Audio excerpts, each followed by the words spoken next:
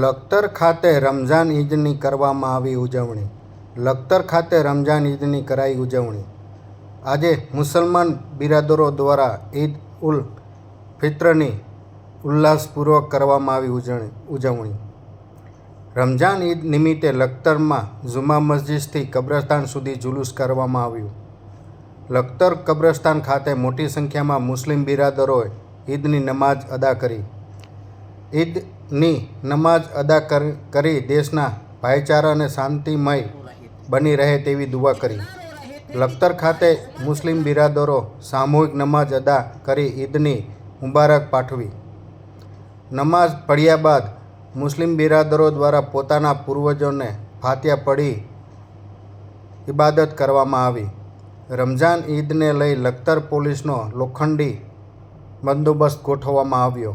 લખતર ખાતે આજે મુસ્લિમ બિરાદરો દ્વારા રમઝાન ઈદની ઈદે ઉલ ફિત્રની શ્રદ્ધાપૂર્વક ઉજવણી કરવામાં આવી હતી. આજે લખતર જુમ્મા મસ્જિદથી કબ્રસ્તાન સુધી મુસ્લિમ બિરાદરો દ્વારા એક ભવ્ય જુલુસનું આયોજન કરવામાં આવ્યું હતું, જ્યાં કબ્રસ્તાન ખાતે મોટી સંખ્યામાં મુસ્લિમ બિરાદરો દ્વારા રમઝાન ઈદને ખાસ નમાઝ અદા કરવામાં આવી હતી. જે નમાઝ બાદ સૌ મુસ્લિમ બિરાદરો એકબીજાને ગળે મળી ઈદ મુબારકબાદી પાઠવી હતી. જ્યારે લખતર તાલુકાના સાંકર, ઇંગરોળી સહિતના ગ્રામ્ય વિસ્તારમાં પણ ઈદની ઉજવણી કરવામાં આવી હતી અને મોટી સંખ્યા મુસ્લિમ બિરાદરો ઈદની નમાઝ અદા કરી હતી. દેશ અને દુનિયામાં ભાઈચારો અને શાંતિ બની રહે તેવી દુઆ કરવામાં આવી હતી. ઈદની નમાઝની પૂરી થયા બાદ મુસ્લિમ બિરાદરો દ્વારા કબ્રસ્તાનની અંદર પોતાના પૂર્વજોને ગુલાબના પુષ્પ અર્પણ કરી ફાતિયા પઢી ઇબાદત કરવામાં આવી હતી. લખતર પોલીસ દ્વારા કોઈ અન્ય ઘટના ના ઘટે તે માટે ચુસ્ત લોખંડી પોલીસ બંદોબસ્ત ગોઠવવામાં આવ્યો હતો. મોહદ્દીનભાઈ મોહમ્મદભાઈ કેરાલિયા.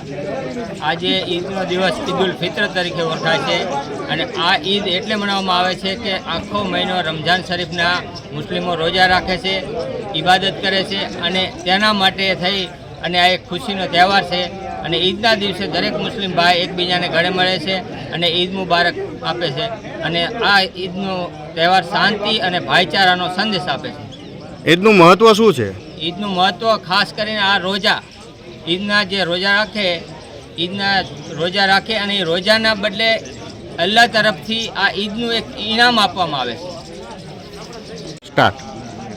मैं सुहेल अख्तर. आज ईद उल फितर का दिन था जो मुसलमानों में बहुत अहम दिन माना जाता है. इस साल में एक दिन आता है, इससे पहले 30 रोज़े रमज़ान मुबारक के रखे जाते हैं. फिर उसकी खुशी में, रोज़ों की खुशी में फिर ईद का दिन मनाया जाता है. और अल्लाह रब्बुल इज़्ज़त ने ये मुसलमानों को एक ईद का दिन नहीं बल्कि एक तोहफ़ा दिया है.